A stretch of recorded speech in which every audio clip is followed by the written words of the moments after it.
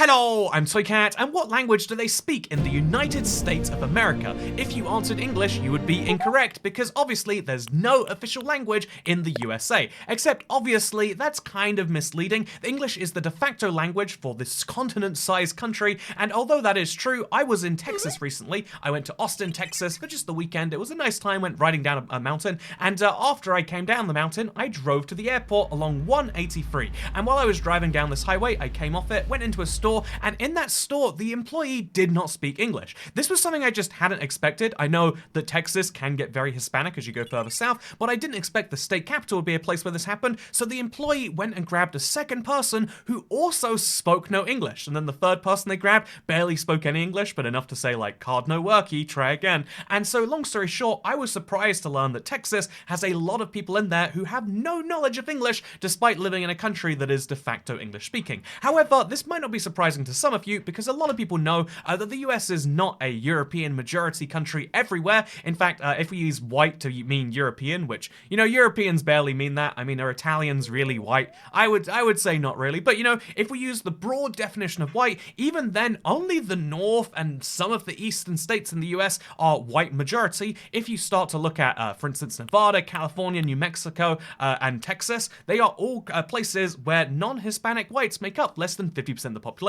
We have to say non-Hispanic because, first of all, who counts the Spanish as white people? Am I just allowed to rip on... You can rip on white people according to American logic, so it's fine. Spanish people, barely even white, but also it's mostly saying, like, yeah, there are Latinos who are, like, white, but they're also, like, you know, Spanish-speaking and maybe from different places. In general, we're trying to say, like, are the people from these places majority European? And in some places, the answer is yes, and in some places, the answer is no. A surprising number, though, right? In fact, if you start to dive a little bit deeper into this one, you start to realize that in Texas, it's not just that, like, oh yeah, it's like a lot of the state is like that. It's like, no, a decent number of the counties, like a healthy half of the state, is a majority Latino or Hispanic place, which means originally speaking at some point, that obviously ethnicity and language don't move together perfectly, at some point Spanish speaking, it was the most common, not just in the southern border states where, you know, realistically it was Mexico at some point and then it kind of became America. It's like, no, way up here in the north, in Dallam County or in Deaf Smith County. Is that a real county? Yeah, Deaf Smith County. I want to see regular Smith County now. But anyway, the point is, in these places, you know, the majority of the population is not English speaking. In fact, if you look across the US as a whole, there's really interesting truths across lots of counties, but you start to realize there are all sorts of wacky things going on here. Here's a fun map showing that, by the way, Latino, people picture Mexican, but it's only Mexican in, like, you know, 80% of the country. In the Northeast in particular, it's Puerto Rican, although calling that like an ethnic group is a bit... Anyway, you can see the thing here, that across the US, there's all sorts of different Latinos and Hispanic type of people, but the most interesting thing to me is the fact that there are German parts of the US too. Did you know? Not only in Texas, because Texas has this really deep German origin to it that a lot of people don't know about. That's where a lot of their traditions kind of are coming from. So next time you call Texas conservative and old, you're really calling Germany that. Which, side note, small side note here. You know, Germany, you might think of like all European countries as being so liberal, especially the south of Germany, exactly the opposite. They're literally ruled, or were ruled, the longest serving prime minister, this one Angela Merkel, Merkel, I speak real good, trust me, but their longest serving, you know, chancellor in modern era, she's from the CDU, the Christian Democratic Union. Do you live in a country where there are Christian, you know, politics being, or Christian democracy being a key part of your political platform? No? Well, you're not as conservative as Germany. Anyway, so Texas, conservative place, everyone knows that. However, the interesting thing here is that there are German speakers outside of Texas because, you know, although there's a lot of German settlement over there, there's also a ton of it in the Northeast because the Pennsylvanian Dutch, as what they're commonly known, are actually Pennsylvanian Deutsch, and Deutsch is the German word for Germany itself, and they're spread all over the place. They're generally, I think you usually call them the Amish people. Apparently, they're really good at baking. I have a friend who lives in New Jersey. I have a few friends who live in this area that are all like, yes, those Amish people, they know how to bake. And think about it, if you weren't watching dumb geography videos about language, you would get so much better at baking. I'd be baking right now if I didn't have video games and phones and fun things around me all the time, and that is what they get up to. So, life pro tip, when you go to Austin, don't expect English speakers. When you go to the northeast of the USA, only trust people who don't use computers. If someone's on their phone a bit too much, don't let them bake your stuff. Trust me, that'll work out for you. Anyway, so the USA is not an English-speaking majority prosperity nation everywhere, even though it's such a noise. Like, I'm gonna throw this pin randomly, right? Let's go. Oh, that's in Canada. If I go to a random part of this country, look at that. The sign says no through. It doesn't speak a different language, but we're in Saskatchewan. So I gotta try that again. I'll try throwing from the south this time. Okay, there we go. Random point of the country. The first piece of language I'm gonna run into is English. The glass man. Not El see-through Hermano. There we go. That's definitely it. No. This is something you can expect pretty reasonably across the continent, which is by the way, it's something that has to be said. I'm going to dive into countries of the most languages at some point in this video. Try and guess the only country in the world with one language in it. I bet you can't. I was going to do this as part of my intro. I'm trying to do more engaging first 30 seconds of videos because that's the way YouTube measures videos these days. And one of the things I was going to point out is, can you guess the one country which has only one language officially speaking in it? Again, I don't think you will. If you get it right now, just leave a comment, give it your guess. I would love to see what it actually is. Anyway, so with that said, let's talk a little bit more about language because, yeah, obviously it makes sense that the parts of, like something that, these maps kind of miss out when you're talking about them is like, yeah, the country, the states in America, which first of all came from Mexico to begin with. America took them in that whole Mexican-American War, but also in particular the states of America that are closest to Central America, South America, and Mexico. In general, those places are going to have more people from those places, and of course that makes sense. It's a little less interesting. It's a little less expected in Maryland or in DC, for example, although that's not necessarily that's not necessarily Latinos, for example. But also you can see that, like, even in places that have these heavy Asian populations, because basically if you want to look at immigration to any country, you can always get a good look on where people come from the most based on geography. I might joke, and honestly, it's not even a joke. I might hate France in a very serious way that I disguise as jokes so that I can get away with them. Like, ha ha ha, isn't it funny how the French are subhuman? What a good joke that is. Ha ha. Anyway, so while I talk about how great France is, the reality is, if you look at the number of British people in France, it's the highest. I knew a friend, I didn't realize he was this wealthy, but looking back, he had a holiday home in France. He used to go fishing there a lot. That's a dumb thing to do, but you can do that if you live in the south of England. Whereas maybe people who live in,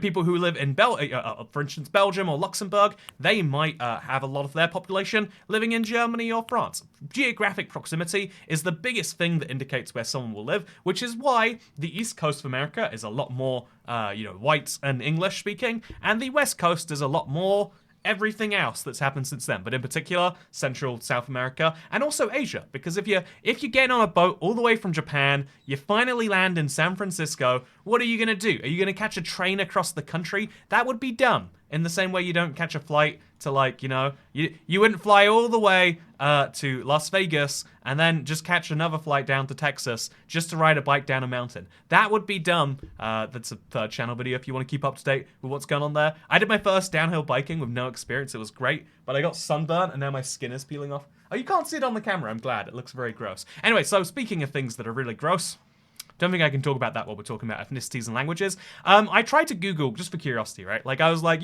what is the most common race in America? Just like to try and find the correct term for it, and I accidentally Googled most common race in the world. And a fun fact you might not know is 19% of the global population in 2011 was Han Chinese, which is the Chinese version of, like, saying white, right? They say Han Chinese to represent, like, Chinese, as opposed to those non-Mongolians or the people from Xinjiang, or all these people that are in China and definitely Chinese but not real Chinese. They use Han Chinese. And then I accidentally stumbled across what are the top 3 races, and I just don't know that it's okay to go into that in a geography video. What race is most common in the UK? That's probably safe. What's the rarest race? Given that you can't be racist against minority groups, can we be racist against Neanderthals? Actually, yes, we can. If you're watching this video and you haven't liked it yet, you're a Neanderthal. I'm just kidding. Don't like the video. Don't buy into YouTube's like and dislike system. They just want you to like videos so that you feel like you've done something. You haven't. The number of likes I have on my channel, I genuinely have no clue about. Do I get 16 likes a video, or do I get 600? Do I get 1,000 on every video? I wouldn't know. If we get 5,000 likes on this video, though, I will look at my like counter and I will I don't know. I'll make a video about how likes correlate to YouTube money and how that's not true at all. Anyway, so the rarest race in the world is Neanderthals, and only stupid Neanderthals like videos. Yeah, I flipped the script on that one. Unlike the video now. What are you gonna do? You're gonna follow what the YouTuber says twice? That's impossible. Anyway, so staying on track. This is everyone's favorite channel where we stay exactly on point, saying what we're trying to say. Because my next point here. Besides, I wanted to do a little bit about population density in the US, but then I was like, we've gone over this before. Yes, most of the US population lives in this is over half the population living in 5% of the land area. This isn't surprising to most people, and even this is kind of pushing things.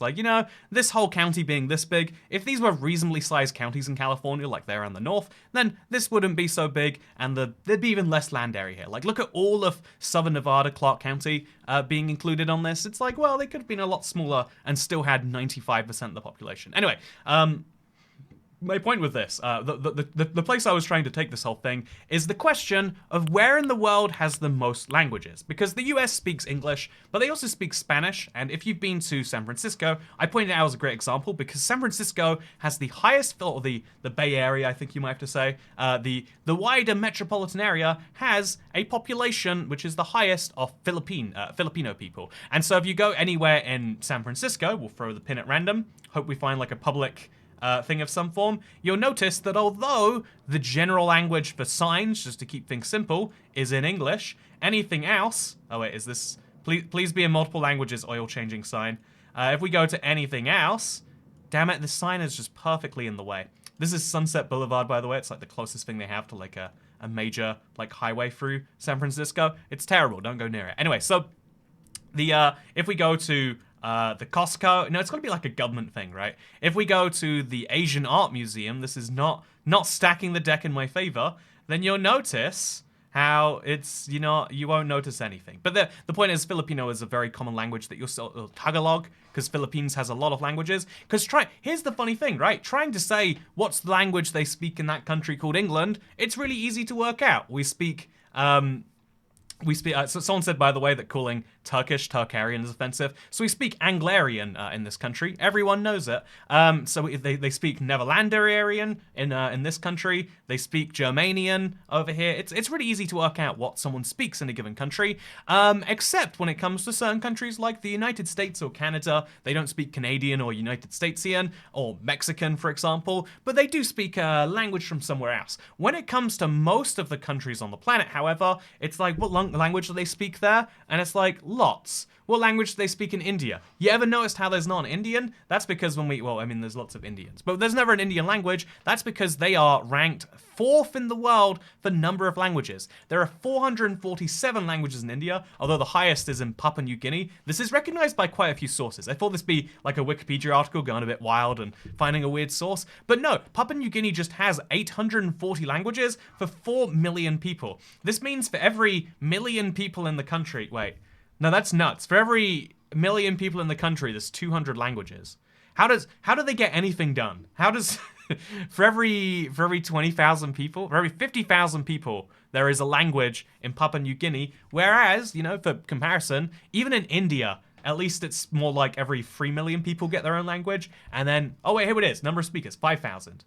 The number I was working out in my head is actually right here. And as you can see, the lowest number of speakers per person is in the Pitcairn Islands with 36 people and 2 languages apparently. And the highest number is North Korea because they are the only country on the planet. I mean, just to be fair here, there are all sorts of territories that only speak one language. The only country on the planet with one language is North Korea. The only countries with 2 are tiny ones like the Vatican and Tokelau and San Marino and etc, etc, etc. And you start going up the list really quickly. One of the things, okay, so a really fun game if you live in a Western country is work out the metrics where you're the worst in the world. In general, a lot of people, curse the West quite a lot. I mentioned this before. I live with someone, they're from the former Soviet Union, and they curse out the West quite a lot. However, in general, if you live in, the Western world, you're quite blessed to be in one of the top 20, 30, 40 countries by basically any metric that you can invent, unless you love language diversity, in which case living in the UK